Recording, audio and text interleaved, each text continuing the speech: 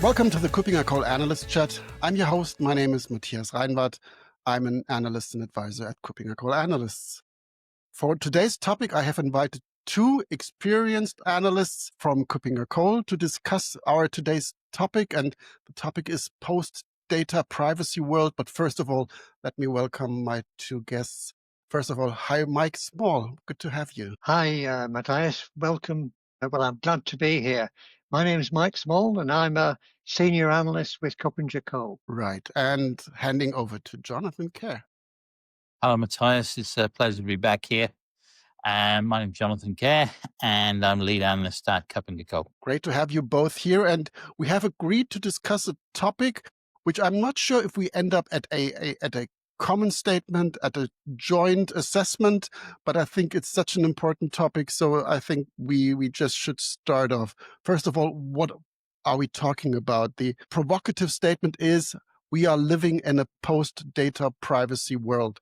And this is not because everybody has decided to give up their privacy, because it has been decided for them. Data breaches are everywhere, and they are all around, and all our data has been leaked more or less twice or 5 times or 10 times, and it might just leak right now. So the question is, and this is where I want to spark the discussion, is traditional privacy dead, or are we just pessimistic? Maybe, I don't know, who wants to start? Jonathan, a quick intro statement from your side? Thanks, Matthias. I'm basing this on the data I picked up in the EU, and since we're Europeans, let's focus on the EU for now. The average number of breach notifications per day in 2024 was 363. A little slightly from about 335 the previous year. And the companies with the highest number of breach notifications are the Netherlands with 33,471, Germany with 27,829, and Poland with 14,286 notifications. Specific member states, so Ireland, Data Protection Commission in Ireland received 6,991 valid notifications of personal data. And in Estonia in 24, the Estonian DPA received 184 data breach notifications, affecting over 910,000 individuals. There is a lot of purloined data out there. And I think another indicator there is that the cumulative total of GDPR fines by January of this year was around 5.88 billion euros. And of course, one of the largest fines would be Meta, fined 1.2 billion by the Irish DPC in 2023. So my theory is that there is so much purloined data out there. There is so much information that is awash in the dark web. And actually, there is now companies who are making a tidy living, are hoovering up this data and then reselling it, which is an interesting trend that we are, as I say, in a post-data, in fact, I would say a post-data security, but that makes my data security friends and colleagues sad. But we're certainly in an area where privacy is a thing of the past. I know that my personal data is out in the dark web, has been for some years. And I think we are in a post-data security world. But these are figures. I agree. I think my data is out there, and if you can check that online every day to see how many leaks you have been involved in, I would agree. But these are just figures. You just mentioned 30,000, 5 billion. Can we make this more concrete? Are there examples where we really can say, okay, data privacy, but also privacy protection or data security is something that is tangible and can be tracked down to real life use cases, not only just to figures? Maybe some thoughts from you, Mike? Yeah, so 20 years ago, Scott McNealy made the famous statement that privacy is dead. And that statement, I believe, was true then and is becoming even more true now. That irrespective of the data that is stolen and put on the dark web, we have all given away our data voluntarily to a whole variety of organizations and systems without very much in return. And that is the state of the art, as far as I can see today. There have been a number of implications of this, and I think that we've moved away from a capital economy to a data economy, that a few organizations now possess all of this data about the people, and that they are profiting from it in a way which is not necessarily socially very helpful. The political phrase is selling one's birthright for a Met of pottage, as they say. So we, as you say, we've given away our data, and there have been innumerable surveys, some humorous, some less so, where people have been asked if they'll disclose some important information, even passwords, in exchange for a candy bar or something else like that. And the Liverpool Street Station is a famous location of people doing this.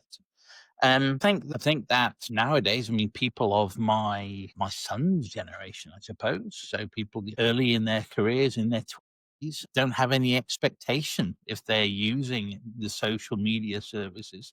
They have little or no expectation that they have any privacy on those services at all. Right. Yes, I can confirm, because just being a father myself, just switching on MFA, reminding kids to switch on the MFA just gets the answer, yeah, but that makes things slower and I need to log in twice or stuff. And it's just a more or less a usability issue, not rather than a security issue that they look at. Maybe that is also something that has changed, but that's a different game. You said that we're giving away the data, but some of the data that has been leaked about me in, I don't know, 20 or 30 years is definitely nothing that I would have liked to share, which would be my Dropbox credentials, which would be some stuff that is really more personal and has just been leaking out of systems I deemed to be secure. That's an additional thing that I would like to consider. Do you disagree there? Shouldn't we use a service? I think that the privacy legislation derives from another era. And in that era, the big bad wolf was the government, because it was only the government that had the capability of collecting this vast amount of data on people. Now it's the commercial organizations that collect it, and they collect it, as you were saying, Jonathan, in response for the equivalent of a piece of chocolate or a candy bar, and do not, in fact, give the value for the real value of what you've given away. And so we need to understand what it is that people want. And furthermore, the problem of the legislation has been that in a way it has created more risks, because it is amazing the number of times that I am contacted by official suppliers of utilities and things like this, who insist, having phoned me up, on demanding that due to GDPR, I give them my personal information to prove I am who I am. And so in some ways, it's made it worse. Sorry, I wasn't laughing at you, Mike. I was laughing at the people using such a terrible pretext. I think the answer is, due to GDPR, I'm entitled to go jump in the sea. So that's pretty awful. As some of your regular listeners may know, Matthias, I moved to Portugal, enjoying the last dregs of the summer sunshine, dripping through the windows as we speak. But I still get calls from people saying, "Oh, you need to buy a new mobile phone subscription through us in the UK." I have as much use for that as a snake has for shoes. So yeah, clearly, as you say, numbers in some lists, and people are continuing to call my old UK number, and which is as I say, clearly there's no compliance with GDPR there. Right. But when you say GDPR, but first of all, it's good that they have your own location, not the new location. That means at least there is no recent breach telling them that you're in Portugal right now, which is good news. You just told them that, guys. Now I'm in trouble. Yeah. Yeah, you did yourself, so that's good. So that was consent, implicit consent. But I'm not a lawyer. But GDPR, maybe that's a point to look at. So is the introduction of the way how we do GDPR and how it's enforced and how it's just done across Europe, is this a systemic issue? Is there a problem behind that? Does that also just contribute to the problem? Well, like I was saying, that the problem with some of the regulations is that they become gold-plated by process-oriented managers and human relations departments to take on a meaning that was well beyond what they originally intended them to mean. You know, when police can turn up at a shop to say you must take down the photograph of shoplifters because you are breaching their privacy under GDPR, is an example of how far these regulations can be misused. Right. And I think everybody, at least in Germany, knows all these consent that you have to give when you first open a website and you have to click here and click there and give consent for whatever. I think just the possibility of giving informed consent is rather ridiculous when you look at terms and conditions. And that makes it even worse when it comes to applying reasonable, usable, and in the end, fruitful regulations to support you in protecting your data. I don't know if that came across correctly, but it's just the wrong means to achieve maybe a good goal, Jonathan. I think if I can circle back, actually, something that Mike said resonated very strongly with me.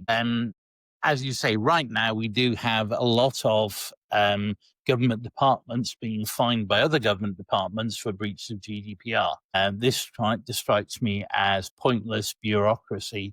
And the only people that benefit from this are presumably civil servants who get paid the salaries for administering these cross-departmental fines. We are doing very little to halt the rise in what is called surveillance capitalism. We're doing very little to deal with the companies who are hoovering up breach data on the dark web and then reselling it as data brokers.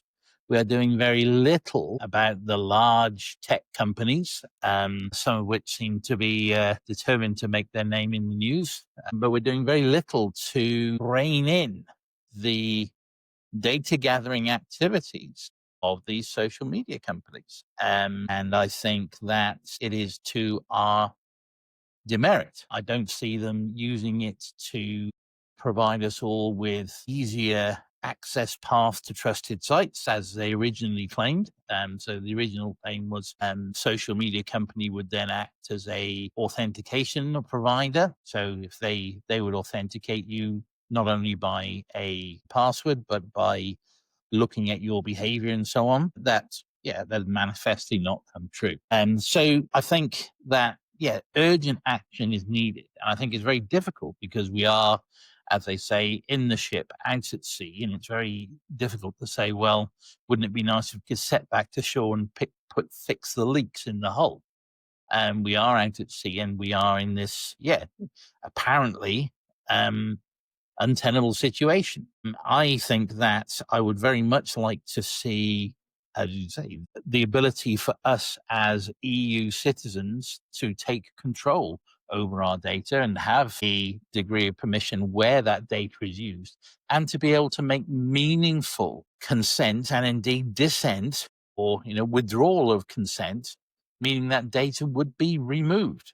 So if I, for example, choose to close my X account, then I could have a reasonable assurance that X would be required to remove all my data. Yeah, but these are two different kinds of removing the data. The first is removing the data at the source, where you say, okay, yeah, I want to cancel my X account, which I have done, but all the copies of the data that have been made, most probably illegally or through leaks, they are still out there. The question is, circling back to our original topic, does this really matter at all, or is data out there anyways? Perhaps I could put an alternative line on this, that it's interesting to see how the behavior of the cyber adversaries has changed. There was a time when they would go for the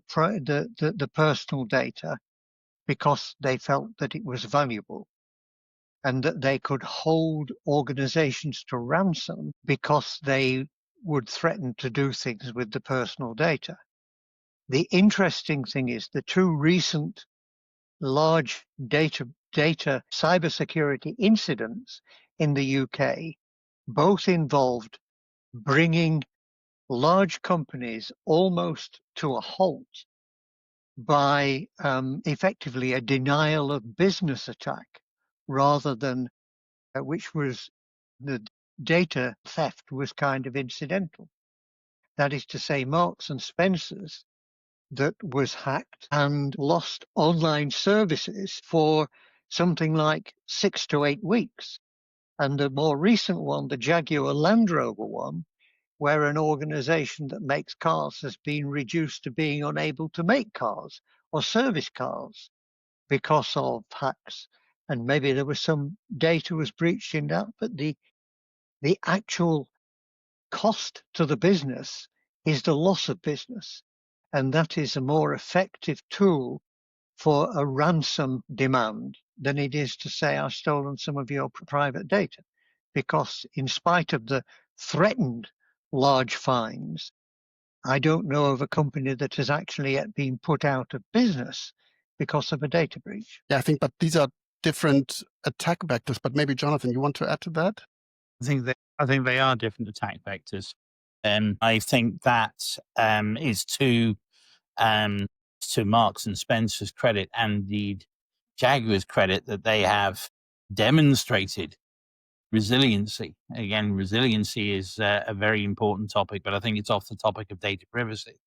They demonstrated resiliency in being able to, as you say, recover and restore normal business operations. It's something we've all been talking about for years. When we talk about incident response, recovery time is a key metric. I would like to circle back again to something that you said, Matthias, that since we know, and there is ample evidence of private organizations that are hoovering up data on dark webs, in some cases infiltrating dark web forums, and in some cases purchasing data and then reselling it at a profit. Does it matter?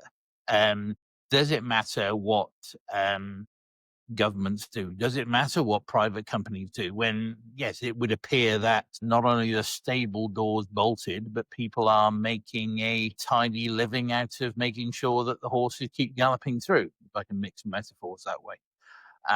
So I think we have an existential problem that for many years we've been preaching the importance of data security and data privacy. However, it would appear that, yes, surveillance capitalism, the entrepreneurial approach to data brokering, has meant that this new source of data, which in theory is illegal because it is a result of a data breach, a criminal act, is, however, being sucked up and resold. It strikes me a bit as somebody, I don't know, hoovering up the results of a water treatment plant and then selling it as fertilizer.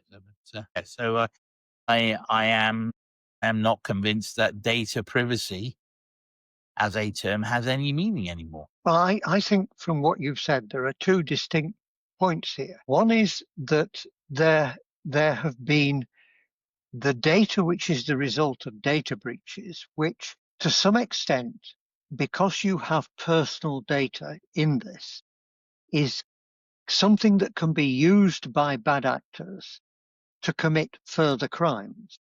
So if somebody gets enough data on me to be able to open a bank account, buy a mobile phone, or other things like that, then that is the value of that to the hackers is the results of that crime, plus it has an effect on me as a person. But that's one aspect, that's the bad use of it. The other problem is the legitimate collection of data by the social media, by the online retailers, by all of the various organizations that collect this data as a byproduct of doing business with me or providing me with a service, that they are then able to monetize legitimately to sell to other people, on the basis that they know something about me that makes me a marketing qualified lead for some kind of product or another product. And those two are both breaches of, if you will, some kind of privacy. And they both really need a different approach to attack them. That GDPR is primarily concerned with the second of those, and cybersecurity is primarily concerned with the first of them. And cybersecurity and privacy overlap in the sense that they both use the same techniques, but cyber privacy is about controlling legitimate access, whereas cybersecurity is about controlling illegitimate access. I really like that definition. It's not one I've heard, I think, expressed so coherently and precisely before. So, Mike, does that mean that as cybersecurity professionals, we should not be concerned with privacy? That is somebody else's problem. It's a problem, as you say, of human remains. The chief data officer, and as cybersecurity folks, what we should be looking at is safeguarding, prevention, detection, and response. Well, as a cybersecurity professional, we are responsible for upholding the law.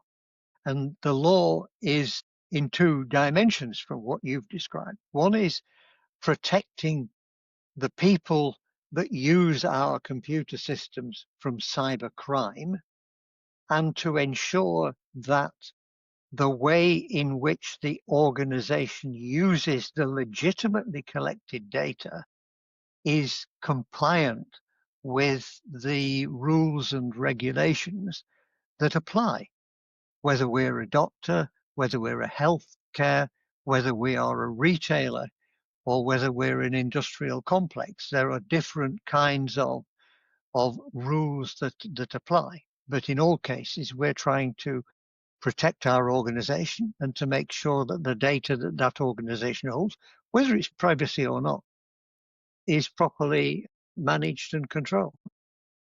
As society, we have become almost totally dependent upon digital systems to do everything, from banking to healthcare to retail. Basically, everything depends upon digital systems, and we expect these systems to be there when we need them. And so the people that run systems, the organizations depend upon them, need to build resilience in the way these systems are built, operated, and run. And currently, we see evidence where the majority of data incidents, the majority of cyber incidents, organizations will feel are reasonably successful if they have recovered in between 3 and 6 weeks, which is a long time. It is far too long for most things. You would not be satisfied if, when there was a train wreck, the trains were not running within a couple of days. You would not be satisfied if there was an accident on a motorway if you couldn't use it for 3 or 4 weeks. And so inherently, we have not built sufficient resilience into our systems. And that's not the same as high availability. It's being able to recover after something bad and unexpected has happened.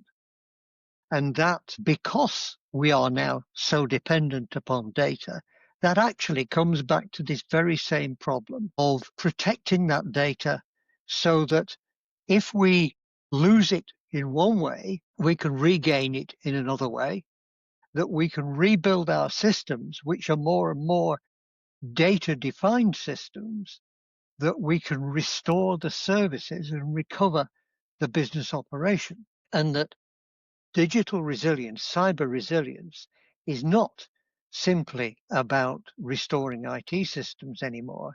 It's about actually a strategic issue to do with businesses, organizations, and the services which we all depend upon. So, I like the analogies that you postulated, and I think it's worth following the logic of that. As you quite rightly say, if I have a crash on the motorway, I don't really want to wait 6 weeks for it to be rebuilt. I've actually had been paid good money for doing it as well. So I've been paid good money for investigating breaches in various different contexts. And in most of the cases, what was the root cause of a breach? It's not the equivalent of a car crash, which is a failure in operational control. It tends to be a systemic flaw, and it tends to be a failure in what Mike quite correctly points out, which is the architectural decision to build in resilience. Now, following that logic through, we might say, well, surely anybody with a modicum of sense would build in resilience into their systems.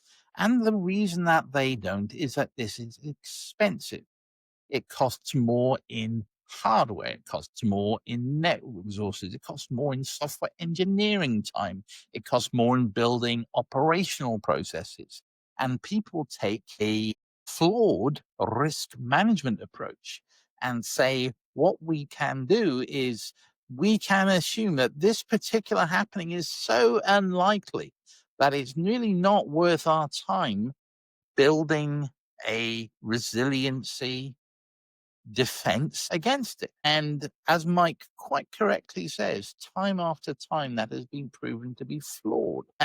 Why do we do this? Well, I suspect we as humans are simply not very good at risk management. We are not very good at imagining and envisioning impacts of different risk scenarios. We tend to gravitate towards either low likelihood, low risk, and with the normal humdrum day, or we think about the abstruse and obscure. What happens if an airplane lands on my data center? We don't tend to think what happens if the groundwater plane in which my data center is housed floods. Or, as Mike quite correctly says, if a failure in software engineering, a failure in architecture, I would say, to design resilient systems results in significant outages. And then the resulting remediation is not simply clearing the carnage off the motorway, but in fact is rebuilding the motorway, which has collapsed underneath the impact. And so, yes, I think if we delve into the root cause, we follow the logic back to this, we need to be, as cybersecurity professionals, much more cognizant of the impact, and we need to make our voices heard. Because as Mike said, it's not just technology that we're dealing with. Technology is the means. What we're dealing with here are significant business threatening flaws. As I said at the beginning of the call, it's to Jaguar's credit and to Mark Spencer's credit that they did not become non-trading organizations permanently as a result of such a significant outage. But clearly, in hindsight, I hope somebody looked at it and said, we made decisions to circumvent trust and safety measures that in hindsight, it would have served us well to implement, despite the additional cost. Yes, well, so it's the challenge of balancing being first to market often against the cost of building a robust and resilient system. And sometimes it takes time and bad things to happen for them to be resilient. And you can look at how, for example, the railways or the air industry evolved to improve safety by making changes. And some of this was driven by legislation, but some of it was driven by the way in which you build things. Now, the World Telecommunication System is an interesting example of something that is highly resilient. And one of the fascinating things to me is that the move from the Strowger type point-to-point contact system for communications to the internet is inherently much more resilient, in the sense that it enables multiple routings to take place, so that if you have single points of failure, you can get round things. And what we don't typically do when we build systems is think in those terms from the beginning. It is very often the case that the new digital business application is seen as something to kill the competition rather than to something that's really going to provide a long-term service. I was earlier in my career, I had the opportunity to build an ISP from scratch, just add cash, as they said. And one of the things I did is for my national backbone, I used a SDH ring from a company, let's call them Wobble and Clueless, to preserve their anonymity. And they sold me this ring, and they said the advantage of the ring is that signals can go in either part, so you have, as Mike said, resiliency. One day, my lovely national backbone went down, and I said, "How did this happen?" They said, "There was a fire." And they said, "How could this be? You have sold me this wonderful ring with diverse pathways." And they said, yes, apparently both parts of the ring went through the same conduit at one point. It was a bit of a flattened ring. So I felt hard done by at that point. And I think that's, as you say, that's the problem, that we rely on resilience in the layers below. As you say, in theory, the internet network will converge, but oftentimes you will find that many networks are sharing the same pathway. Although now we do have many more diverse pathways. Mentioning Portugal, I see there are fiber is being laid from Portugal to Brazil, and down the coast, down to Africa, down to Cape Town. So we are actually starting to get diverse pathways that don't necessarily all rely on hitting May East. Right. It was Mike who told me more than once that risk management is combined of the probability and the impact. And what you just described, Jonathan, the probability of that ring failing was something that you did not expect because it was described differently. But the impact was very high.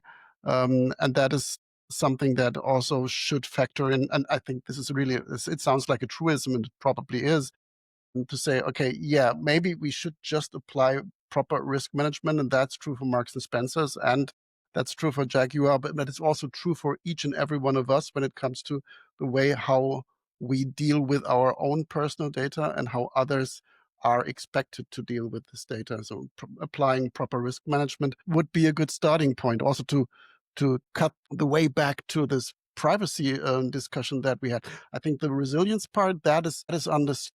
And I really like the way how you discussed that just right now. But what can we derive for the final 5 to 10 minutes for the next steps that we can do when it comes to hopefully not being in a post-privacy era? What would be something that we would expect from our own behavior and from those who are managing the data on behalf of us? Where could we start? If I may, I think that one place we can start is in the technical architecture. So we can, as Mike says, when we are looking at our telecommunications infrastructure, we can make choices that hopefully take on as much resilience as possible. Overlaying that with hopefully the resilience in the internet, giving us multiple paths, I think is certainly a positive way forward. I think also, though, we need to be thinking of the other layers as well.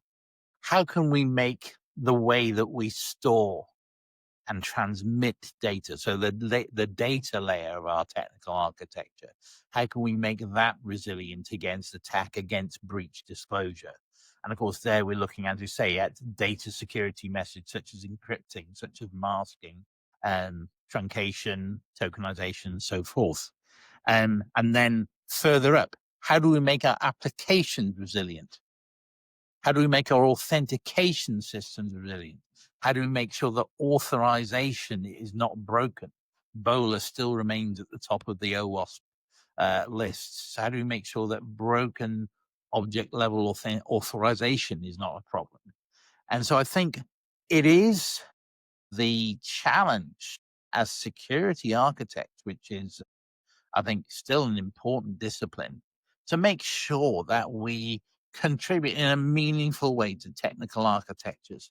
And at every layer of the architecture, we put in, as Mike quite rightly said, cybersecurity controls that safeguard, protect, detect, and respond to abnormal and inappropriate activity. Your thoughts, Mike? So for 20 years, I have been part of a medical research project. In a sense, I am a subject.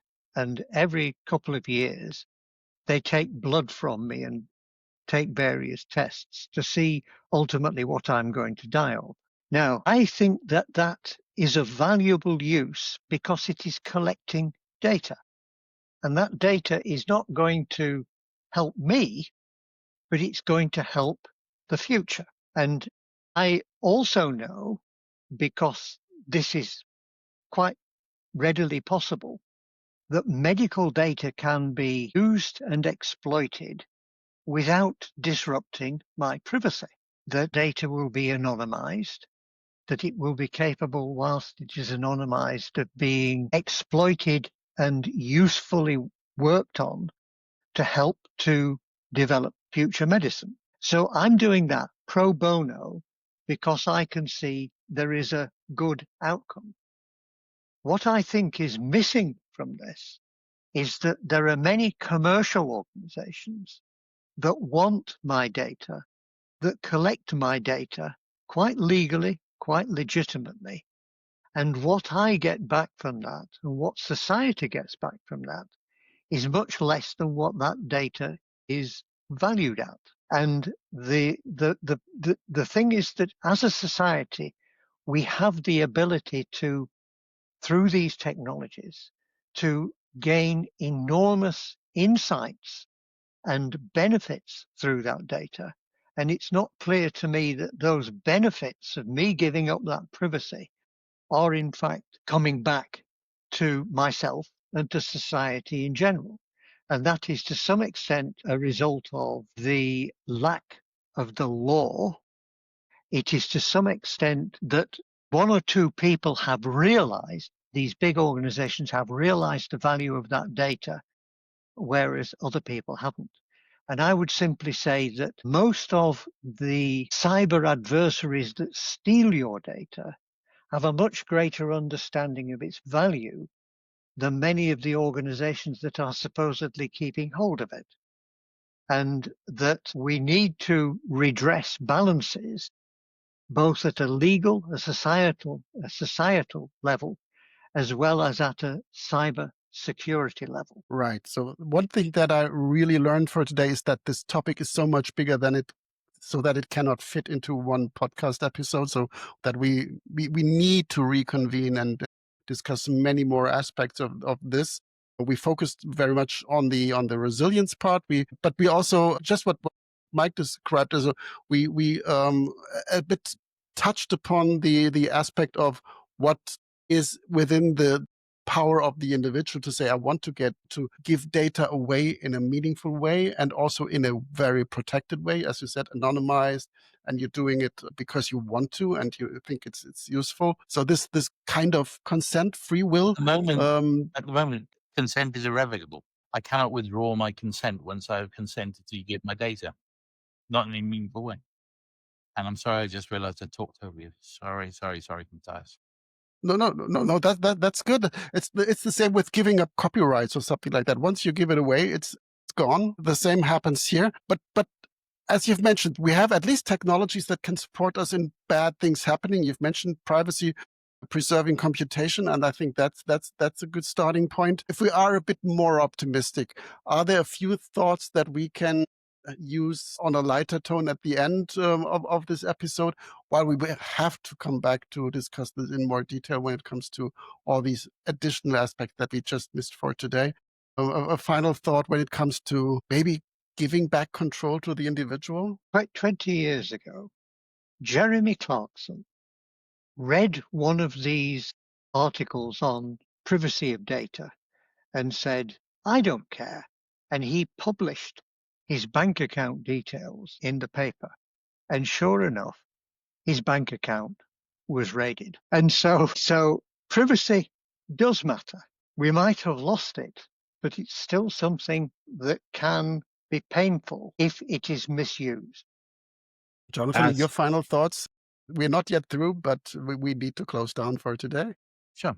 I think my final thoughts are, as you said, there are technical measures that can make self-sovereign data governance and, as I say, the possibility of giving and withdrawing consent to data usage meaningful, which it currently is not.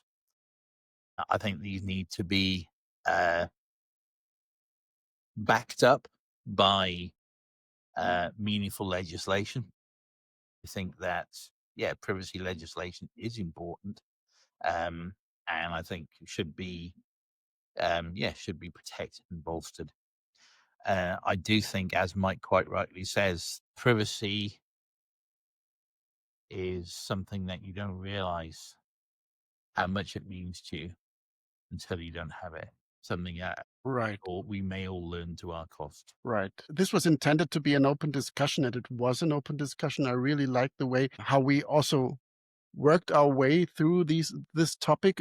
As I said, we need to come back, but I think if we sum it up, we need to make sure that we as organizations, or that organizations in general, apply proper risk management to prevent the bad things from happening. And we as the individual, we need to make sure that we use our free will and decide where we want to store our data, and maybe be more critical when it comes to using services in general. Maybe that's a starting point. But as we are in that post-privacy era, I don't know how long has it been that we said assume breach.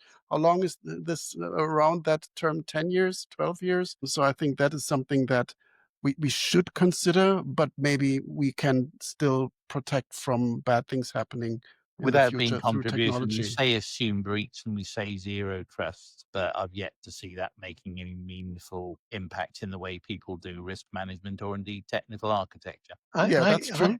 I would say, as some final words, there are three different dimensions to privacy. There is the personal dimension, which is what I personally feel is private to me.